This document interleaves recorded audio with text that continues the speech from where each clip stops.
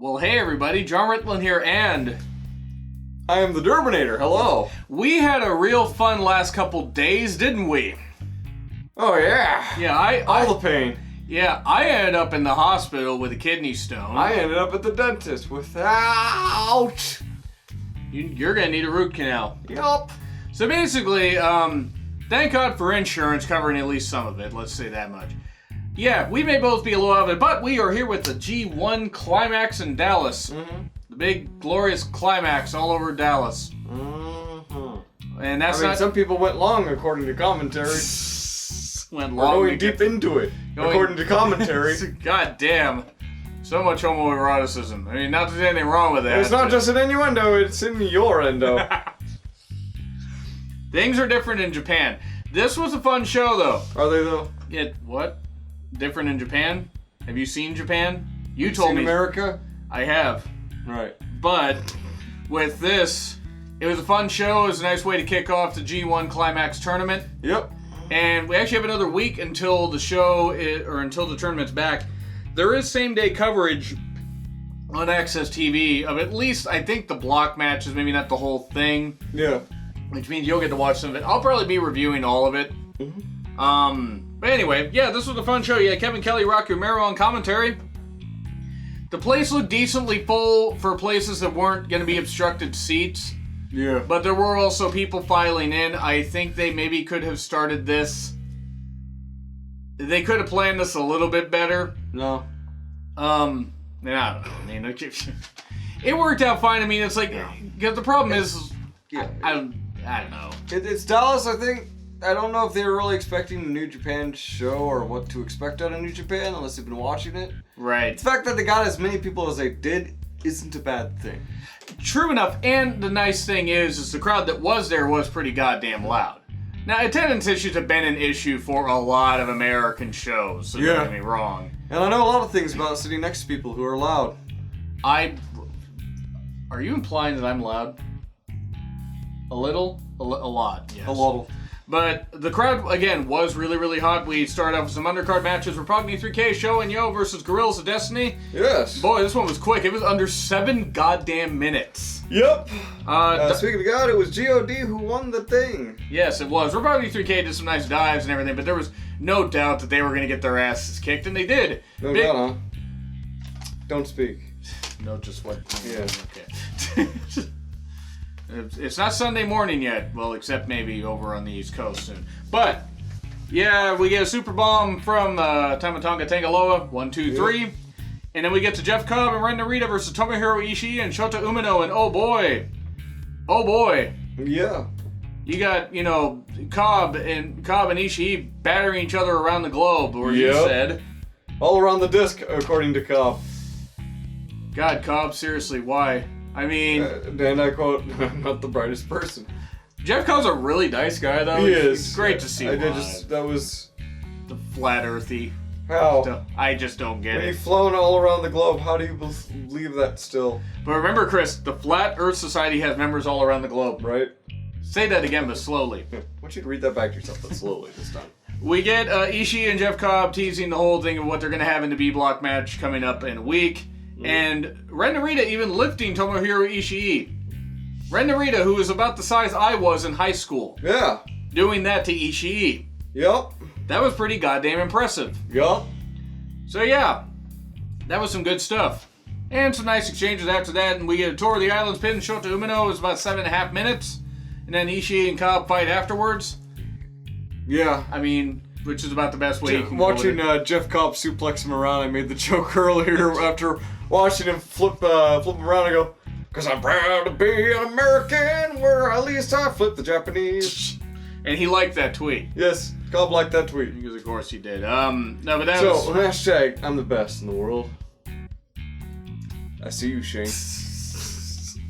You don't sweat nearly, but I don't think you and I put together could sweat as much as Shane.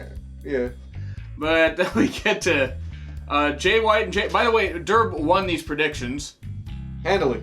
Yes, by 2. We only disagreed on 3 matches. Technically, you picked Okada, didn't you? Well, actually, yes, I did. So, I mean, you won by 1, but still.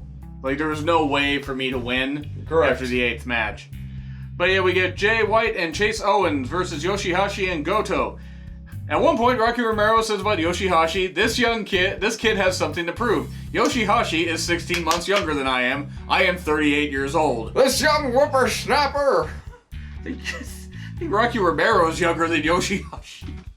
But anyway, yeah. See, there's an advantage to having Asian blood. Is we don't age very quickly. Then I think you said you hit 50 and then... and then a horse falls on you? Sort of. Wow. It looks like it. Jesus. I will say this, people love to hate Jay White. He is really good at getting the heat. I mean, It's just a heat machine. He kept And his he motor. won't hate for nobody but you. Chase was in his element here, at least in tag matches, because Chase is not a good singles wrestler at all. I wouldn't know. Just based on what I've seen. And Jay White is mainly about hyping Jay White and Goto, who are going to be facing off in the next B-Block match in a week. I don't know. I don't say a lot of things regardless, but since I'm pretty blind on New Japan, there's only so much I can really contribute on this review. No, it's all right. I mean, you can contribute some on some of the block matches and everything, because a lot of this is telling, a lot of this is telling of like how they're hyping up B-Block. You had the GTR, the big old, the Goto Rest. I think it's called the Goto Revolution, but Goto Rest works just as good. Right. And that pins Chase for the 1, 2, 3. So that was the first one he got right that I didn't get, because I had Bullet Club winning that. I had Chaos winning because I knew that it was Robbie Eagles that joined Chaos, correct? Yes. So if you just had someone betrayed to join the other side, you gotta have that other side win a match to keep some momentum for an ongoing feud. And it was logical. And it and if this was WWE, you probably would have been correct. Oh, come on, Chris. Wins and losses matter in WWE. I can't say that with a straight face. No. We then get Jushin Thunder Liger, Toru Yano, and Juice Robinson versus LIJ members Shingo Takagi, Bushi, just Bushi, doesn't get a first name, and Tetsuya Naito. Yes. Naito was just slightly over with the Dallas crowd. Just slightly over with the Dallas crowd. I didn't see that. Ha! It's funny how he came up with that because Mexican fans kept telling him to open up his eyes, so he just did, so just like fuck with him. Of course, a few of them keep going after Liger's mask, well, Bushi and Naito, because of course Naito doesn't care. There was some really good tag work in this, as you would expect. Nice triple teaming from LIJ. But of course, once Bushi got tagged in, they said, well, of course Bushi's going to take the pin, and then a low blow by Yano when he pins Bushi, because of course Bushi cannot win a match. Bushi cannot win a match in these 6-person tags at all. He just never can. But yeah, so Yano wins. So we're getting Yano and Naito, and then Juice and Shingo, which is going to be really interesting. Mm-hmm. I would say A Block has the more star power, but B Block has just as much good stuff, like where... Is it such good shit? It is such good shit. And they can actually do some really good stuff with, like, oh, hey, we may not have quite the star power, but the match quality could be better. It's hard to tell, really. But then we get to the first match of A-Blocks, all A-Block action here. Will Ospreay versus Lance Archer with a new look. Yes, I wouldn't know. Well, he hadn't had the Mohawk stuff before. Right. He is also 6'8", 6'9". And he was a tall motherfucker. Just stepped over the top rope. And he moves pretty goddamn well. Of course, Ospreay just, starts hot, just hitting some dives and everything, and then the choke slam through the table, just... Archer, nope. Lana. It's a lot. God damn it! It's a lot of power and speed. We had a power bomb on the apron by Archer, which, as we know, we had several. Ooh, the claw. Which is, by the way, one of the dumbest things I've ever seen. It is. It fit more during. And I've seen an invisible whip. Yeah, but you know what fit? You know what? It fit since they were in Dallas, and since Lance Archer used to be Dallas and TNA, and also the Iron Claw was something that the Von Erichs used. Mm-hmm. It makes sense. See, back then it made sense. It's just now it's like so many moves are overexposed and everything, but... Yeah, it's also...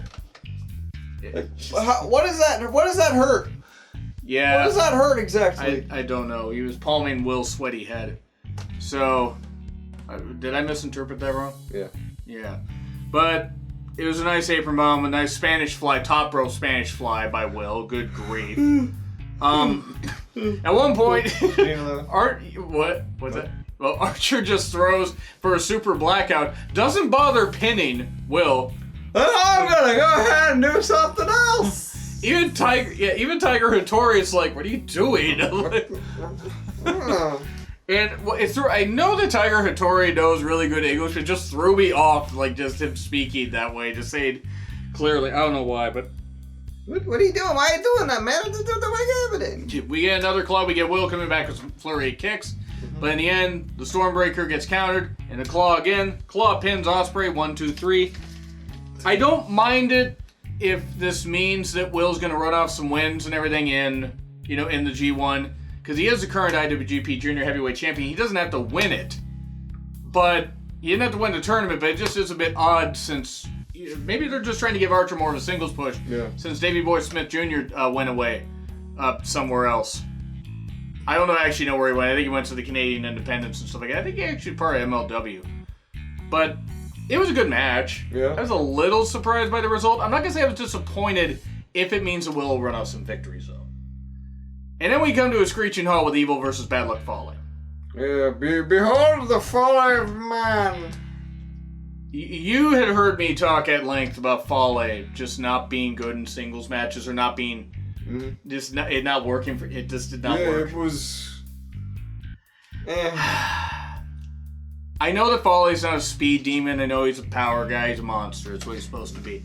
You can't have the matches go too long, and unfortunately, this one went a couple minutes too long. Because Fale got gassed really quickly. It wasn't that good. There was nice chair usage, which again, in New Japan, as long as you use chairs, you can just shoot somebody outside the ring. As long as it's outside the ring, then it's no DQ. Right. But you bring the weapons in, it's a DQ. Ref bump, chair usage, and a low blow by Bad Luck Fale, and then a Bad Luck Fall for the win. Fale getting 2 points. I don't know why they put Fale in here. Rivera putting Toa Hinari in or Minoru Suzuki. Yeah, I don't really see the appeal of Bad Luck Fale. He's good. He's good in multi-man matches. He's not good because he's able to hit his spots in short bursts. It's like separating Tucker Knight from Heavy Machinery and expecting something absolutely successful. Yeah, that's about right, actually. I mean, and Fale's a nice guy, and he's got some good charisma, and hey, he gets the crowd on their feet, sort of. But he also loses them because they just weren't that interested. We didn't get... They're just not that into you. That was a weird movie. Zack Sabre Jr. versus Sonata in a really good match, as you would expect with these two guys.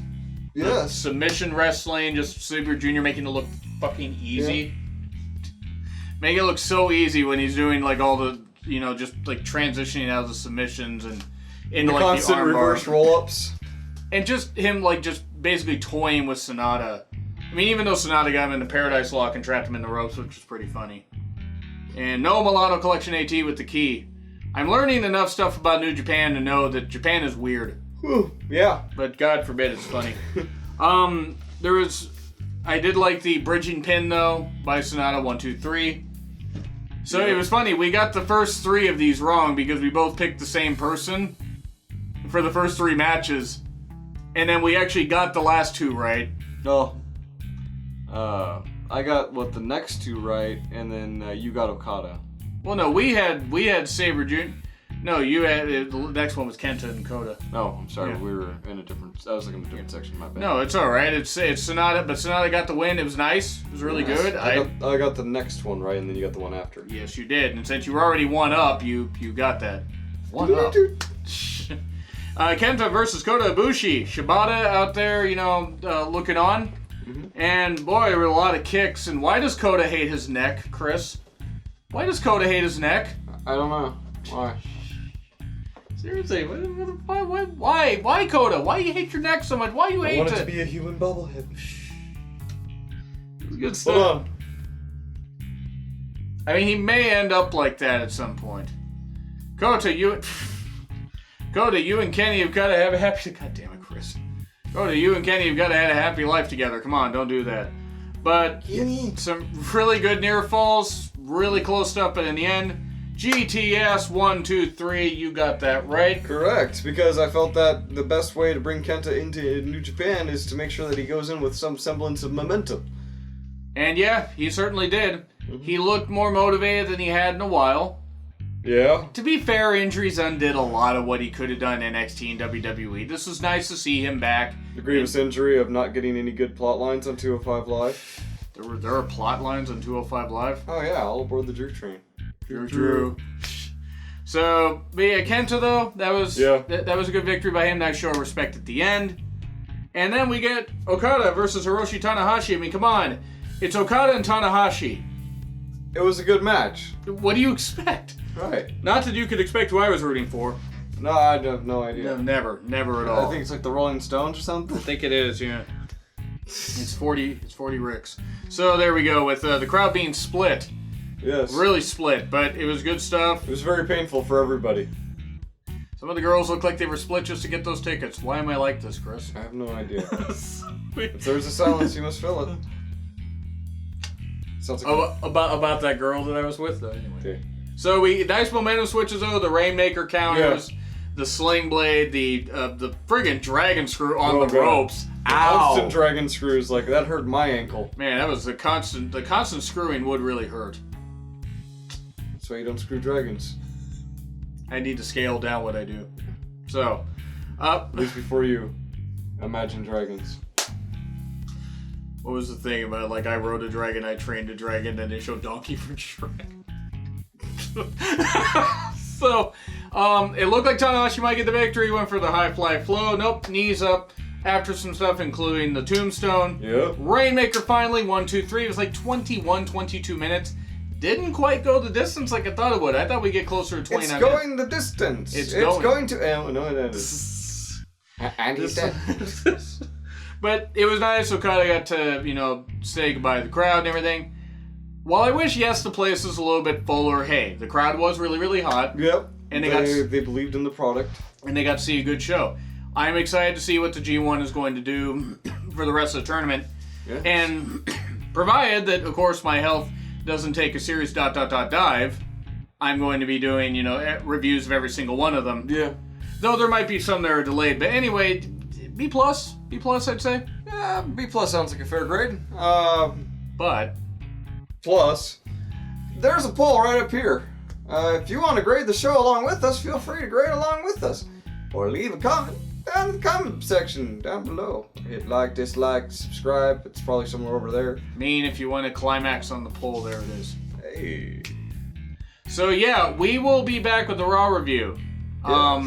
But yes, I am John Ritlin. That is The Derbinator. And yeah, see you for more G1 coverage at some point. Have a good night.